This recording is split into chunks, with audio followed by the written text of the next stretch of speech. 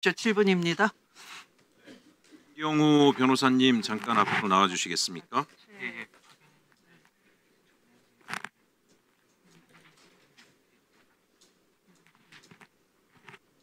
네, 오늘 하루 종일 앉아 계시느라고 정말 고생 많으셨습니다.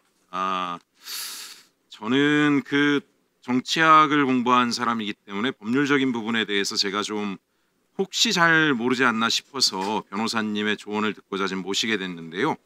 오늘 제가 이 자리에서 우리 국민의힘 의원들과 우리 대법원에서 시종일관 궤변을 늘어놓으면서 삼권 분립을 둘러싼 혹세무민을 하고 있다라고 생각을 합니다. 그래서 관련해서 제가 변호사님께 몇 가지 좀 여쭤보려고 하는데요. 변호사님의 탁월한 식견으로 답변을 해주시기 바랍니다. 제가 알기로 이 삼권 분립이라고 하는 것은 국민을 위해서 생긴 거 아닙니까? 시민을 보호하기 위해서. 그렇습니다. 예, 이권 분립 뭐 이런 것도 하다가 행정부와 사법부만 분리하는 것만으로는 둘이 또 결탁해서 국민을 괴롭힐 수 있기 때문에 권한 남용으로 결국 입법부까지 포함한 삼권 분립이라고 하는 것이 민주주의의 중요한 원칙이 됐는데요. 지금 오늘 우리가 지난번에 대법원장, 조희대 대법원장 청문회라든가 오늘 대법원장을 이 자리에 증인 요청하고 한 것 자체가 사법부의 독립을 훼손한다, 삼권 분립을 훼손한다 이런 얘기를 하는데요. 제가 볼 때는 내란과 계엄을 저지른 행정부가 삼권 분립을 심각하게 훼손한 거죠. 그런 합리적 의심이 강하게 듭니다. 예. 그리고 두 번째로 군을 동원해서 국회를 찬탈하고 계엄을 하고 내란까지 저지르고 있는 그 상황에 삼권 분립에서 상호 견제로 국민을 보호해야 할 사법부가, 대법원이 성명서 하나 안 내고 입 다물고 가만히 있는 것은 적어도 동조하거나 이 삼권 분립이 무너지는 것을 방기한 것이 아닌가 저는 생각하는데 어떻게 생각하십니까? 매우 부적절하거나 또는 위법의 소지가 있다고 합리적 의심이 가능합니다. 그렇죠.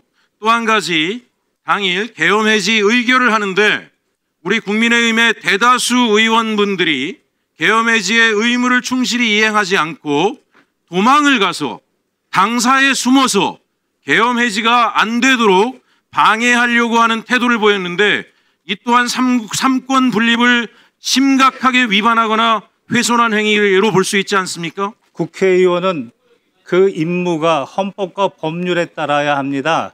당일 계엄 해제를 위한 동의 절차에 적극적으로 나서지 않았다면 그런 의심이 충분히 합리적으로 가능합니다.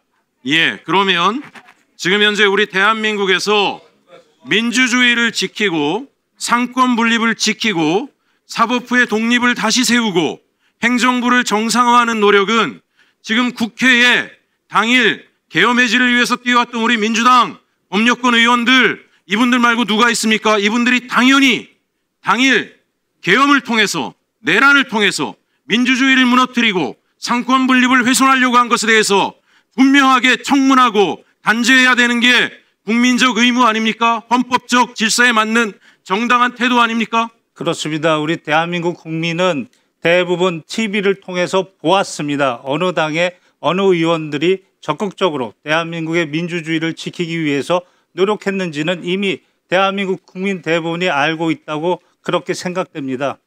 예, 제가 오늘 조용히 하세요. 조용히 하세요. 자, 오늘 국민의힘과 대법원이 제가 볼 때는 상당히 공조하는 듯한 느낌이 듭니다.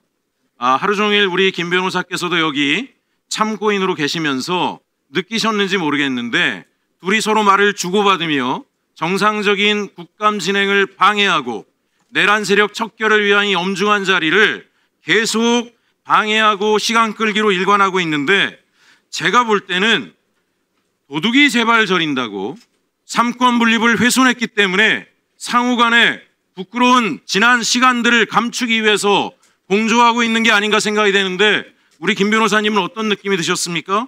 한 말씀 드려도 되겠습니까? 예. 삼권 분립은 헌법 정신입니다. 입법권과 행정권은 국민의 직접적 민주적 정당성이 그쪽으로 흘러갑니다. 다만 대법원은 임명권이라는 간접적인 민주적 정당성이 들어갑니다. 삼권 분립 그 자체가 목적이 아니고 삼권 분립은 균형 그리고 견제입니다. 균형을 위해서는 우리 헌법 40조가 입법권을 국회에 줬고 사법권은 헌법 101조에서 법관으로 구성된 법원에 주었습니다. 거기까지는 균형입니다. 그러나 견제도 두었습니다. 견제는 법원이 입법, 국회를 견제하는 기능, 권한은 헌법 101조 1항 위헌법률 심판 제청, 신청권입니다. 반면에 국회가 법원을 견제할 수 있는 권한도 두었습니다. 그게 첫 번째가 헌법 104조 1항과 2항에서 대법원장과 대법관에 대한 임명 동의권입니다. 그리고 가장 중요한 게 헌법 65조의 탄핵, 소추, 발의입니다.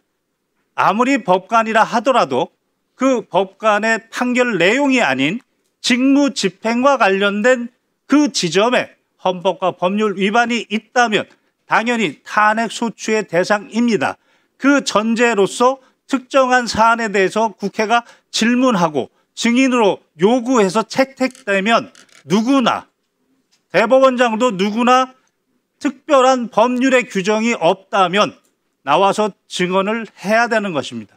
바로 불출석 사유라는 것은 그런 특별한 규정의 객관적인 사유를 이야기하는 것이지 본인이 이야기하고 싶은 의견서는 여기서 충분히 이야기할 수 있다고 저는 그렇게 배웠습니다. 예, 제가 오늘 우리가 내란범에 대해서 사형과 무기징역까지 최고의 형벌을 내리는 이유는 이 내란이라고 하는 것 자체가 주권자 국민에 대한 배반이자 대한민국 민주헌정 질서에 대한 가장 심각한 중대 범죄라고 하는 그 의미를 담고 있다고 생각을 합니다. 그렇습니다. 예, 그런 차원에서 오늘 우리 입법부가 이 내란 척결을 위해서 이 엄중한 시기에 국감을 한다라고 하는데 사법부의 독립을 이야기하면서 오히려 국감을 방해하거나 하는 것은 저는 내란에 대한 연장이자 지속적인 공조라고 생각을 합니다. 이에 대해서도 분명한 책임 추궁이 필요하다고 생각하는데 우리 김 변호사님 어떻게 생각하십니까? 그렇습니다. 이미 헌법재판소에서 윤석열에 대해서 헌정사상 처음으로 국군 통수권자의 의무까지 위반했다고 했습니다. 국민들에게 총을 겨눴다고 했습니다. 여기에 동조하고 있는 세력은 발본색원해야 됩니다. 그게 정말 헌정 질서를 세우는 것입니다. 그런데 국민이 보기에는 그 재판을 담당하는 직위원 법관이나 그리고 대선과 관련돼서 이렇게 속전속결을 통해서 정치적 선택 내지 정치적 중립 의무를 위반했다는 그런 합리적 의심이 강하게 드는 것은 당연히 주권자 국민으로서는 궁금한 점을 알아야 하고 그것은 국회를 통해서 알 수 있는 것이 그게 바로 헌법의 견제 수단입니다. 존경하는 위원장님, 오늘 하루 종일 국민의힘 의원들이 우리 국감 이 엄중한 시기에 내란 척결의 국감을 지속적으로 방해하고 있습니다. 이 부분에 대해서 보다 엄중한 조치를 통해서 지금 국민적 분노 또 이 국민을 배반한 것에 대한 심판이 정상적으로 이루어질 수 있도록 역할을 부탁드립니다. 끝으로 한 말씀만 더 드려도 되겠습니까? 네, 해주십시오. 네. 소부의 심판권과 전원합의체의 심판권에 대해서 제가 배운 바대로 말씀드리겠습니다. 법원조직법 7조 1항은 주어가 대법원의 심판권은 이라고 되어 있습니다.